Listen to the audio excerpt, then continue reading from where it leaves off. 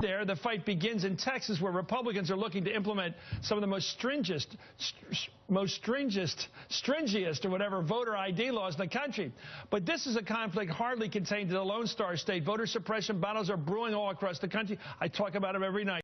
Take a look at this map. I'll do it again. At least 82 restrictive voting bills have been introduced in 31 states. This is not just a Southern problem. All by Republicans under the leadership of RNC Chair Reince Priebus. He is leading this campaign to keep black people from voting. That's according to the NYU Brennan Center for Justice and the Advancement Project, of course. One of those states, North Carolina, which voted last Thursday to approve harsh voter ID laws and restrictions on early voting. The new rules are expected there to be signed into law by the governor today as Monday protesters marched on the Capitol to voice their frustration with the state's Republican-controlled legislature. Well, today at the White House, President Obama convened a voting rights summit, a meeting with Attorney General Holder, Labor Secretary Perez, and civil rights leaders from across the country. Their focus, safeguarding every eligible American's right to vote.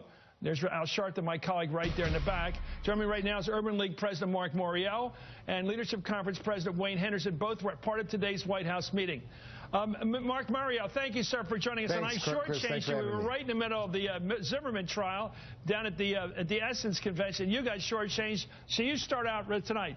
What can you tell us the president said to your groups tonight, the civil rights groups that lead this country, about what he's going to do to protect the right to vote? The president and the attorney general were strong, they were forceful, they were resolute that they are going to use their responsibility and their power to enforce the remaining provisions of the Voting Rights Act. The Voting Rights Act was wounded. It wasn't killed. There's still many tools in the toolbox of the Justice Department to protect democracy and voting. The president also has designated the Attorney General as his point person. And as his point person, the Attorney General has already shifted resources. The Attorney General has taken action against Texas. And I believe that they are energized by the support they're receiving all across the country. You know, Chris, there was a poll recently, and it indicated that over 50% of the American people across the board disagreed with the decision of the Supreme Court. So we have, I think, popular will on our side, but also what's at stake is the future of democracy. If you look at that map, this effort to suppress the vote, to make it more difficult for people to vote, is inconsistent with everything this nation stands for. You know, I don't want to enlarge this beyond what it seems to be, Mr. Henderson, but you're involved in fighting for minorities. That's right. And you're a leader. It does look like it's almost like South Africa to this extent. You have a white,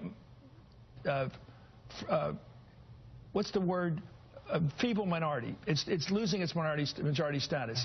And it says in the Republican Party, we can only get so many white votes. So we got to reduce the votes of others. It does look that way.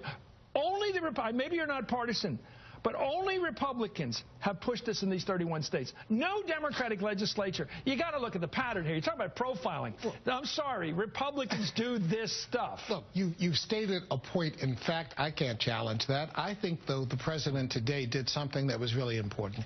He lifted up the importance of the right to vote for all Americans. Yeah. And obviously, we're concerned about the impact of the Shelby County decision on African Americans and Latinos. But this is a president who talked about the right of every American to vote and underscored the role of the federal government in helping to protect that right under the 15th Amendment of the Constitution.